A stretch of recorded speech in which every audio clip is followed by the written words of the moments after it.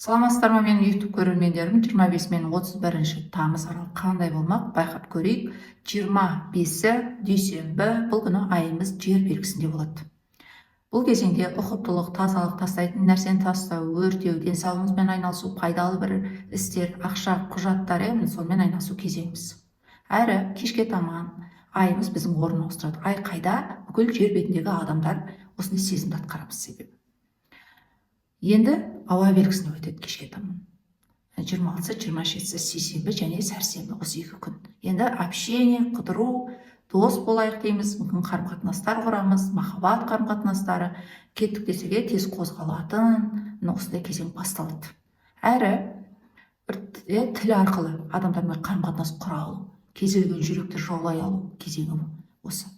Әрі бір іші өкпе реніштер, өткен кеткенімізді қопару осындай кезеңде болады. Әрі осы дүйсенбіден бастап Венера, сұлулық, әдемілік, әйтеуір бізге не қуаныш келеді, дәмді ас мүмкін, біздің жақсы көретін жануарымыз болуы мүмкін, біздің әдемі киіміміз болуы, біздің махаббат адамымыз болуы, баламыз болуы, әйтеуір бізге не қуаныш келеді, біз нені жақсы көреміз. Осы Венера ғаламшары мына шаяндар белгісінде тұрды. Ең жылулық энергиясы.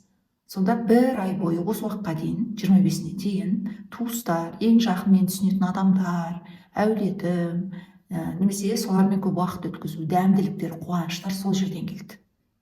Бір үйіңізде бір дәмді ас, дастархан басында, туыстар, немесе жаңағы бір сол жерде бір жылулықтар келді.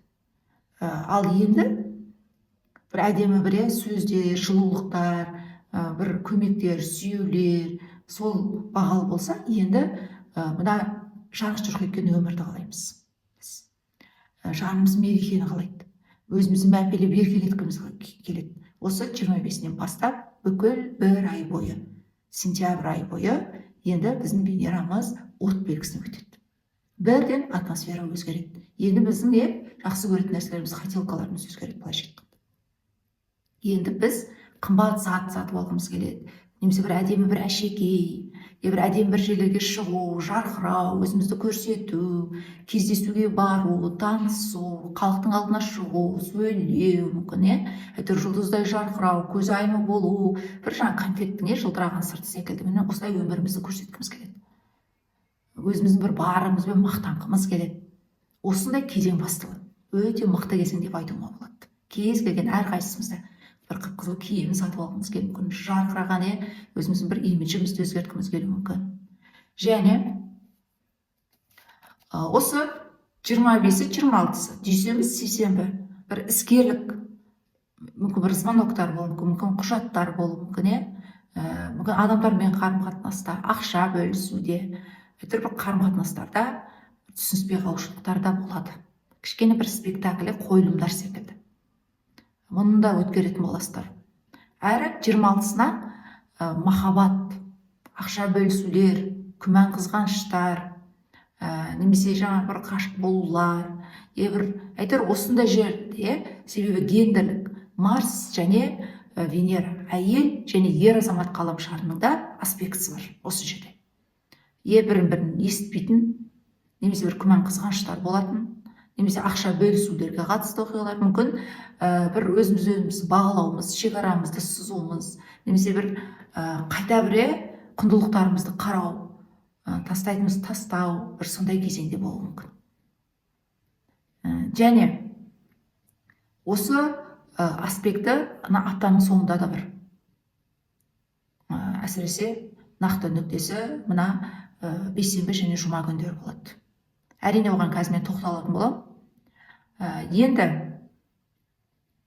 мына сәрсенбі күні, сәрсенбі 27-сі және 28-сі. Бұл кезеңдерде бір жаңаға мемлекет тарапынан бір кредиттер болуы мүмкін, немесе ата-анамыз болуы мүмкін, мүмкін жігітіміз болуы мүмкін, күйеуіміз болуы мүмкін, төлейтін нәрселерді бір төлеу, бізге бір қысым көрсететін, соны сезінуіміз мүмкін. Және сол жерде соған көнбей, өзіміз жанымыз бір тәуелсіздік қалауымыз.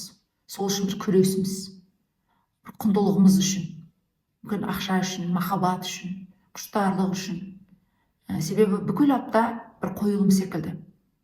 мына жаңағы ең бір басталып келе жатқан соны сезінетін боласыздар. Көпшілігіңізде әсіресе астрологиялық карталарыңызда Венера мен Плутонның қарама-қайшылық аспектісі бар болса, кез келген, міне соны сезінетін боласыздар. Себебі сол туылған кезеңіңізде берілген аспекті қазіргі таңдағы картая міне үстіне қойғанда тура сол сіздердің өмірлеріңізге бір әсер ету аймағы болады.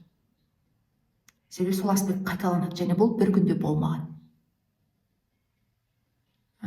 Бір мүмкін кредит болуы мүмкін, үйіңізге мүмкін бір үлкен сатып алу болуы мүмкін, немесе жаныңыздың бір тәуелсіздігі болуы мүмкін, махаббат болуы мүмкін. Ал енді бір жұмыс барысында басшыңыз мүмкін, продюсеріңіз, сонымен бір қарама-қайшылықтар болуы мүмкін.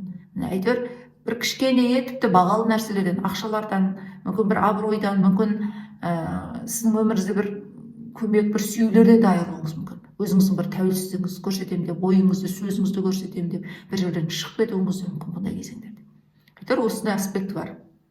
Әрі бір өсек аяңдар болуы, артыңыздан сөз еруі, әрі бұндай кезеңде бір сөздің, тілдің құдіреті мықты, мен деген эго мықты қазір. Осы аптада да сол жалғасады. Әр адам өзінің мені мықты қазір, эгосы мықты, соны көрсету. Әрі бір сөзбенен бір адамды жоғарыға ұшыруға болады, төменге түсіруге болады, жүректерді ертуге болады, кешіруге болады, өткен кеткенде тіпті өшіруге де болады. Бір қателіктеріңіз болса, осындай құдіретке ие. Әр сөзіңіз өзіңізге қарсы қолданылуы мүмкін. Осыған да абай болыңыздар. Және бір өсек аяңдар да болуы мүмкін. Әрі бір келіспей қалушылықтар, түсінбей қалушылықтар, іші бос. Мұның емі тікелей ойыңызды айту, немесе байқамаған кейіп таныту. Себебі кейбір адамдар өзі бір өкпелі секілді болуы мүмкін, ренішін көрсеткісі келуі мүмкін, бірақ оның іші бос. Бір қарым-қатынастарды бұзамын деуі мүмкін, ол да бос. Себебі осы апта осы аспекті бар. Анда-санда бір көрініп қалады қарай аспектісі. Себебі бұл қыркүйек айында да, октябрь, ноябрь айында да болады, декабрь айына дейін жалғасады. Адамдармен бір кішкене түсініспей қалушылықтар. Әркім өзінің бір шекарасын сызу, ақша, махаббат үшін күрестер кезеңі. Бірінен кейін бір жалғас басыңыз ауырып кеткендей болып еді, жүйке жүйеңізге салмақта түсуі мүмкін. Мына осындай апта болғалы тұр, өте қызықты. Әрине, егер астрологиялық карталарыңызда осы аспекті бар болса, Венера мен Плутонның тікелей сіздердің өмірлеріңізге әсер ететін болады, кез келген салаларыңызда. Себебі барлық адамға бірдей болуы мүмкін емес. Венера мен Плутон мысалы сіздің бірінші салаңызда болса, жеке сіздің өміріңізге қатысты болады, тікелей. Бір жаңағы шекараңызды сызу, өзіңіздің құндылықтарыңызды қайта қарау, бір көнбеу, жаңағы беріспеу, бір сондай кезеңіз. Ал енді екінші салаңызда болса, тікелей қаржы, ақшаға қатысты болады. Қарыз, кредит, мүмкін өміріңізге үлкен ақша келуі мүмкін, сатып алулар болуы. Үшінші салаңызда болса, көршілеріңіздің ортасында бір түсініспей қалушылықтар болуы мүмкін, әпше сіңілі туыстар ортасында. Құжат, сертификаттар, мүмкін көйлек үшін. Төртінші салаңыз болса, тікелей семья, отбасыңызға қатысты болады. Мүмкін анаңыз, әкеңіз, ата-анаңызбен қарым-қатынаста. Неке. Бесінші салаңыз болса, нағыз романтикалық салаңыз болады. Ал алтыншы салаңыз болса, тікелей кәсібіңіз, коллективте бір коллективтен шығып кетуіңіз мүмкін, келіспей қалушылықтар болуы мүмкін деген секілді. Міне осылай кесе береді. Енді әсіресе бұл осы жұма күні нақты нүктесі. Үлкен бір қойылымдардың куәсі боласыздар, егер де осы аспекті бар болса. Себебі бұл күні айымыз біздің саршаян белгісінде тұратын болады, су белгісінде. Бұл тағы да саршаяндар, ренжімеңіздер, бұл тіке сіздерге қатысты емес. Ай қай жерде бүкіл адамдар жер бетінде белгімізге қарамастан сол күйді кешеміз.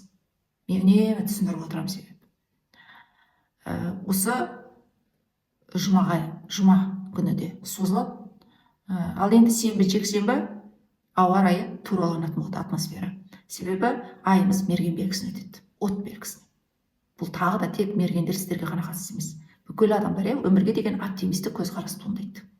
Міне осындай үлкен қойылымдар, немесе бір көп жаңағы конфликтілер, келіспей қалушылықтар, түсініспей қалушылықтар, басыңыз ауырып кеткенде, немесе үстіңізде бір үлкен күш ұстап тұрғандай осындай сезімдерден өткеріп, ал енді сенбі, жексенбі біздің айымыз мерген белгісіне өтеді. Деп енді бір мүмкін бір той томалақ, мүмкін бір әсіресе сенбі түстен соң мүмкін жаңағы екі жақ қайтадан бір татуласу, бір-бірімізді бір кешіру, бір қуаныш, үйімізге бір сатып алу, осындай бір кездесуге бару, осындай кезең басталады.